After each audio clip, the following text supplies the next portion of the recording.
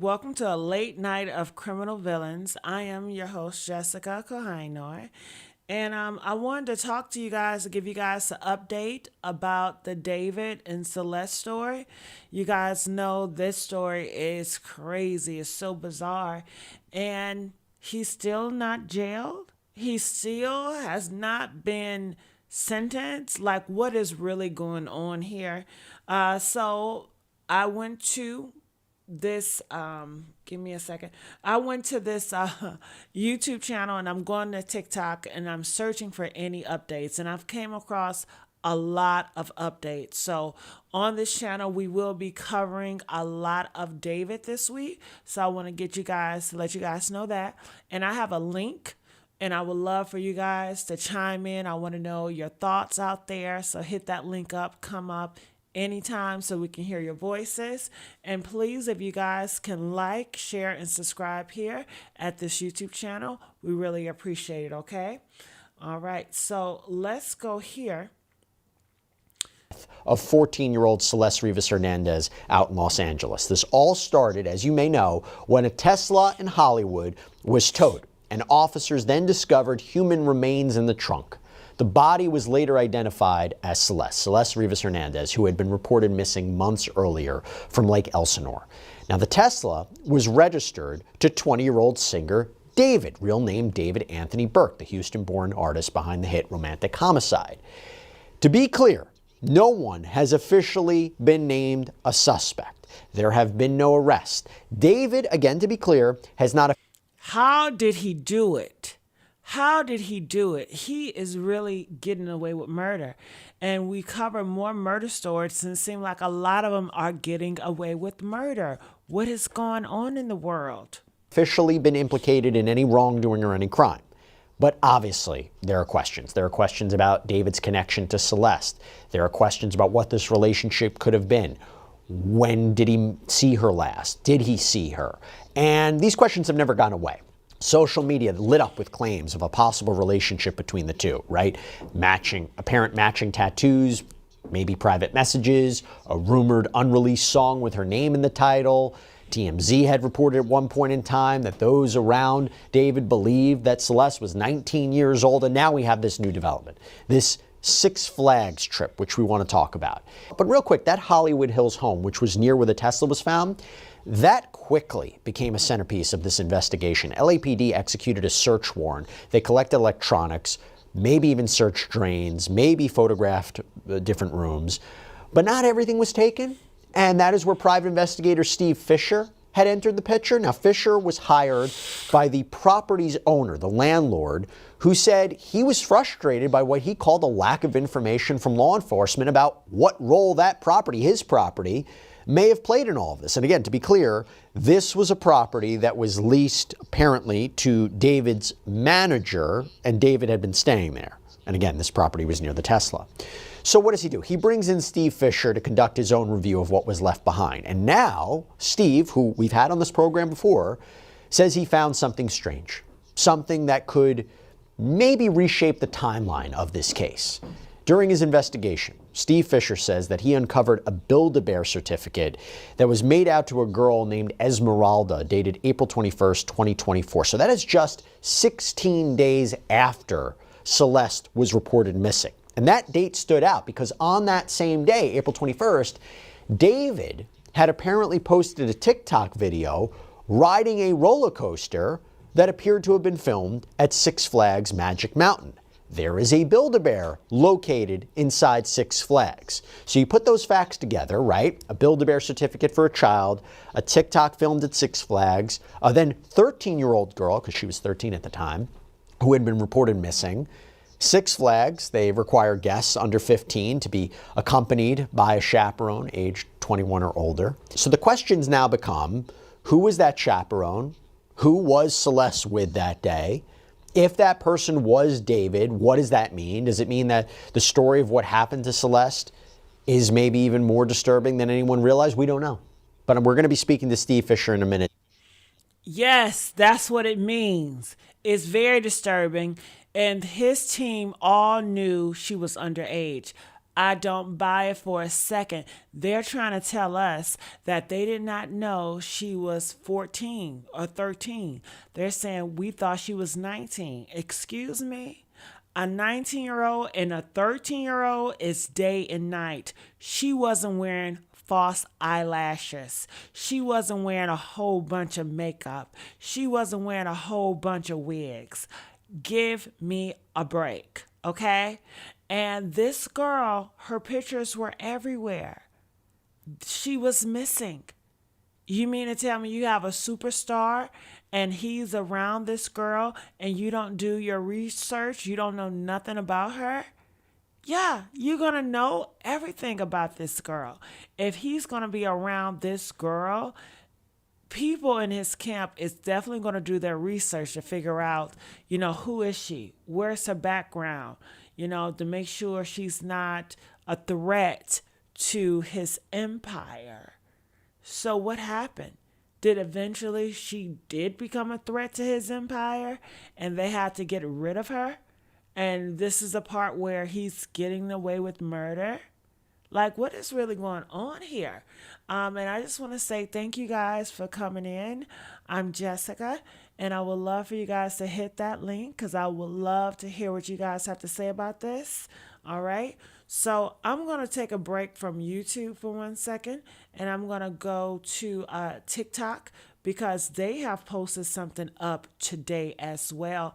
When I look at the dates, it says 12 hours ago, so within 24 hours. So I want to know what they're saying on TikTok as well. Things that he wanted to say, so I'm gonna just post it and you guys tell me what you think. Now, he has been reaching out via Twitter a lot. I'm not sure what's going on with his interviews, but it appears to me that he has a lot of other cases he's working on, so I'm sure that's the reason why. When a missing persons report is filed, it is a serious matter. The person is entered into NCIC, which is maintained by the FBI. In California, they are also added to the California Department of Justice Missing Persons database. And minors are entered into the National Center for Missing and Exploited Children system. If a missing person is found by their family, the family has a duty to notify law enforcement. At that point, law enforcement officers meet with the missing person to confirm their...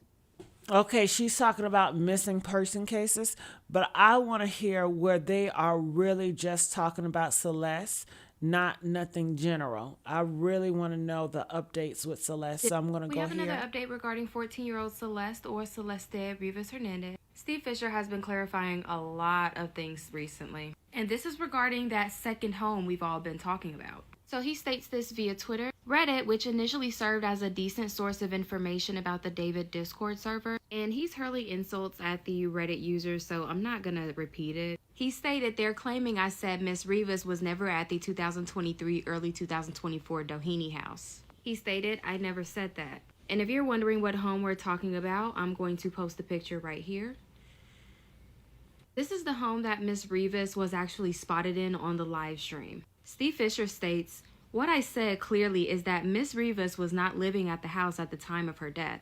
Since some people are falsely claiming David still had the property as a second lease, that house is owned by a music manager. It's been used as a luxury short-term rental through an Airbnb competitor, often leased as a content or streaming house. David did not hold a lease there in 2025. Miss Rivas wasn't living there. That's what I've said. He also states, for the record, investigators, including myself, have been aware of that house since the first 48 hours of this case and have been in contact with the leasing agent. Okay, so basically that was the house that people saw her and David there together. Okay, so she gave information about that. So I'm going to go back to YouTube in a second. I just was fishing around. There's been a major update in the case of David and Celeste as David just released a song. I mean, you're going to want to hear this. Just yesterday, thousands of people got a BandLab notification that David released a new song titled Rush, but minutes later, it vanished. The song was apparently created on October 2nd, and some people think it was released on accident, and others think it was on purpose. Here are the lyrics. Thought we were taking it slow, but you don't want to wait on me. Many people were speculating that this was about Celeste wanting to talk to other guys and David being jealous, or it was I don't know. This sounds like a whole bunch of pocus hocus right here. I'm gonna go back to YouTube because over in TikTok, I don't know what they're feeding to me. All right, so we're going back here. If you guys did not know, they have some receipts of Build-A-Bear. David took Celeste to Build-A-Bear, and they're saying in order to get there, you have to be of a certain age. So they know that David took her there. And was it other people around David? Most likely, yeah. And what do they have to say about it? And who are those people? They don't know, so they're fishing around. But this is some new discovery at Six Flags. David took Celeste to Six Flags days after she was reported missing, okay? And he bought her a Build-A-Bear, and they have the receipt for the Build-A-Bear from Six Flags. So now they're going to talk more about it, okay?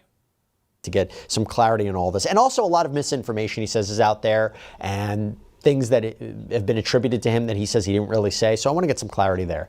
And we'll get into what the Six Flags development means and the timeline and any kind of other updates he may have.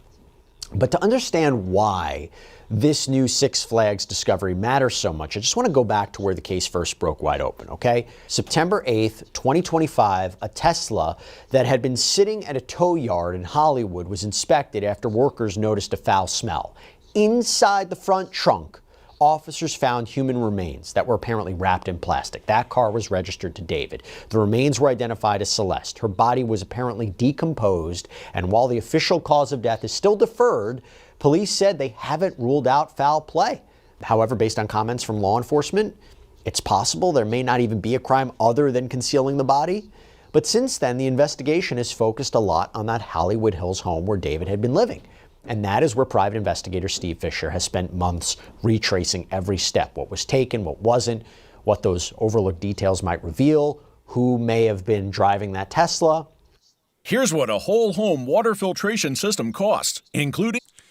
Sorry about that. That's a commercial. I have to put it down. But feel free to come up here. I would love to hear what you guys have to say about this. That Steve had shared a lot during his investigation. He uncovered some deeply unsettling details. He explained that there could have been greater plans as far as getting rid of Celeste, describing the evidence as scary, sadistic stuff.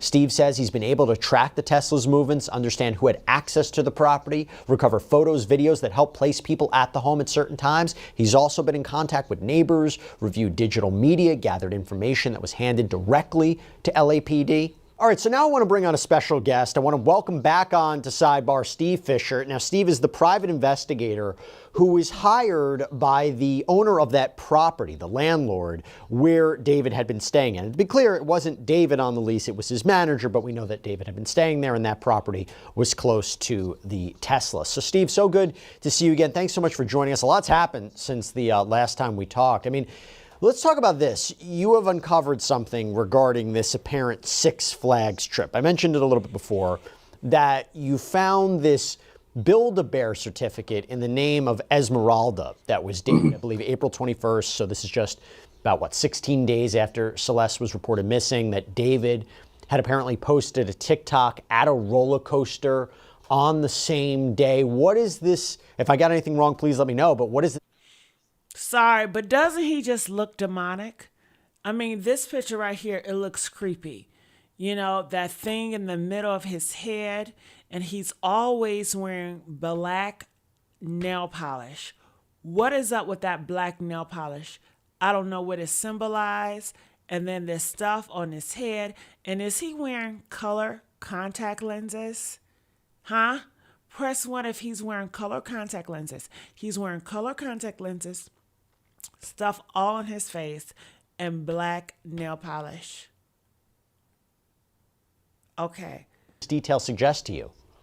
No, so that's right. So, he posted that TikTok, and it can, match that up to where it's a roller coaster called Scream at Six Flags. And Six Flags has a Build-A-Bear, a shop there, and they have them at different theme parks. They have it Knott's and whatnot, and I know some people are confused about that. But he was at Six Flags that day, and at the house, which is, I think, the important part that some people are losing sight of, is that we found the certificate at David's house, and it's in the name Esmeralda, and it's dated the same day, the 21st, that he was at Six Flags, and and then just a few days later, Celeste is photographed at Esmeralda's high school graduation, and this is all during the time that Celeste is reported as a missing person. So does that give you a time of when she may have been alive? Well, yeah. So, this is going back, a year, but this is right after she went missing. So we've all been under the impression that she's been gone, over a year. But there's these times that we're now finding out, well, was she missing, or was she a missing person? So the family or whoever would get in trouble for her not being in school, or there would be a. And do you find it weird? Do you find it strange that her mother has yet to speak out? That her brother has yet to really speak out? Sure, they said the brother was going back and forth with people on social media, texting, and sending messages, but he has yet to make an official public statement or to do an interview to try to figure out more about his sister, or try to help the people to find out more about her, to keep her name alive. Like, we need those parents, the mom and the relative, we need y'all to come out to do interviews to keep her name alive, because her name is disappearing. Nobody's giving us any updates, and it will help if the family will start speaking truth to power and telling us what they know. I believe that the mother knows more people that was involved in her daughter's death. It was alleged that she was taking money. Who were you taking money from? Why are they saying that you guys were taking money? Who did you talk from David's team? The brother, they said that he was talking to people from David camp as well. And then it's so much hearsay, they say, but nobody's really saying really anything, putting it on paper or on interviews. Why are you guys are so quiet? She's dead. She's dead. And how she died is horrific. And there he goes again. CPS report, investigation opened right away.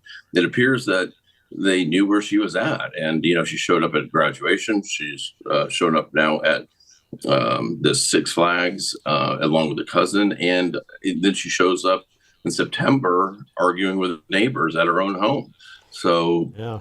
And the family has a responsibility to report that to law enforcement. If you have an open missing persons case on a minor, if you have any contact with them, you got to report that. Considering a reverse mortgage for your retirement. All right, so sorry about that. It's these commercials, they coming. But I would love to know your thoughts about this. And was this information that has just recently been discovered by you? Is this something that you believe the family or law enforcement knew beforehand? I don't know if, so we discovered it maybe 2 or 3 weeks ago, I guess, and not long after the search warrant took place. But I don't know if they really had reason. I don't know what the scope of that search warrant even was. So I don't know if it's something that they would have been looking for, or they've been after. They know that we know about it. I don't know if it's of any value to their investigation. I don't know if they're even investigating, or if they even care if people knew that Celeste really wasn't a missing person. I just think it's important for the overall story, to be told that,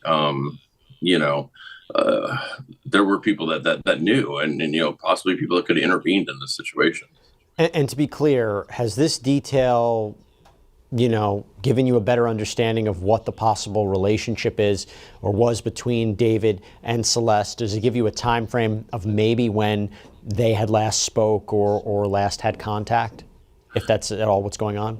Well, last spoke or contact, it doesn't really help with that. So far, the last that I have proof of is January 2nd. Now, that's what I have proof of. I don't know what LAPD has. I don't know what some of her friends might have text messages from her.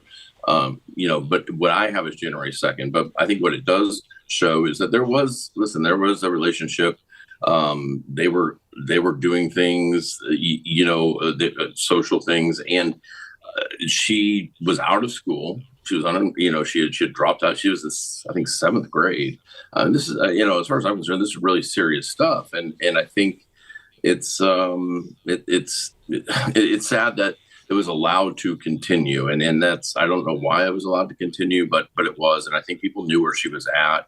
And it also makes me think that as soon as the news came out that a body had been found in David's Tesla, I think that family probably knew exactly who it was right away.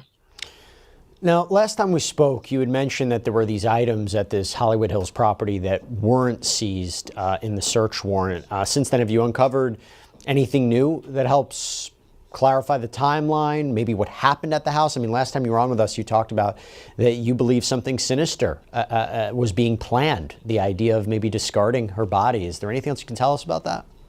I can't give details about what those items were so yet, because I just don't want to step on, LAPD's investigation.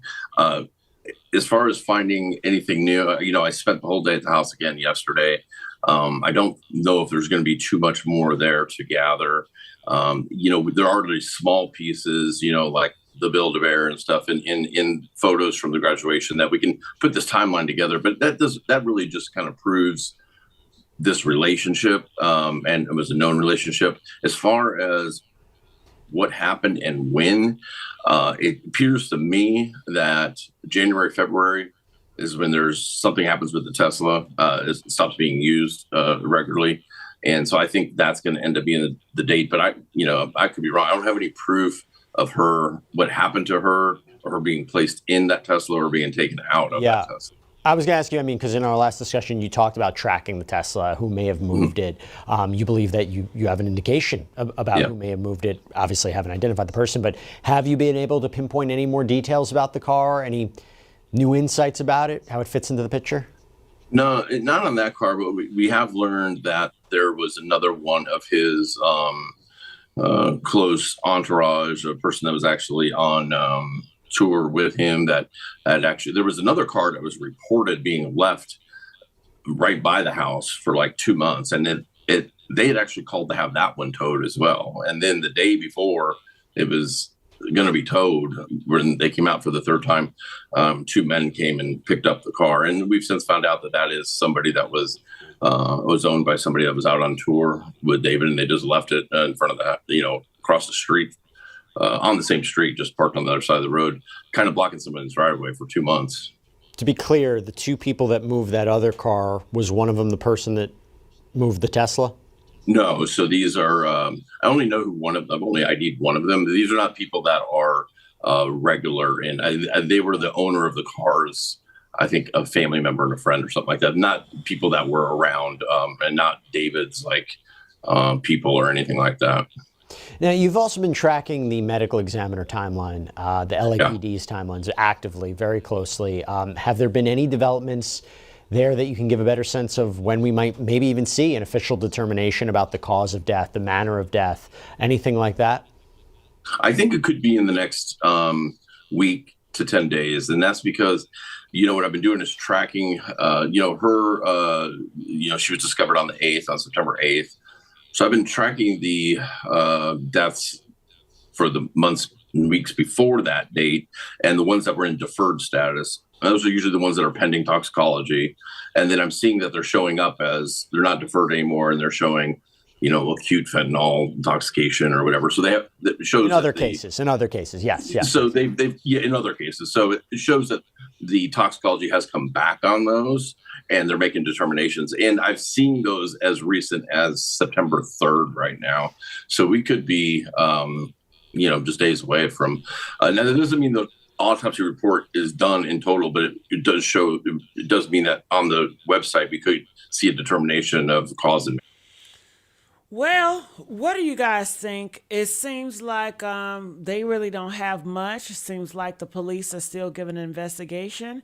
And we have this receipt that they went to Six Flags after she was reported missing, and they were spending time at Build-A-Bear.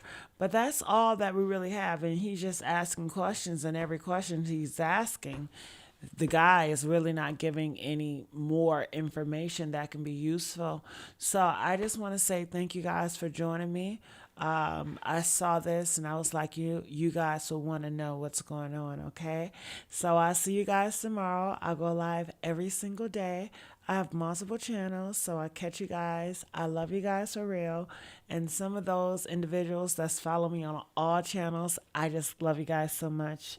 All right, so I'll see you guys tomorrow. Bye.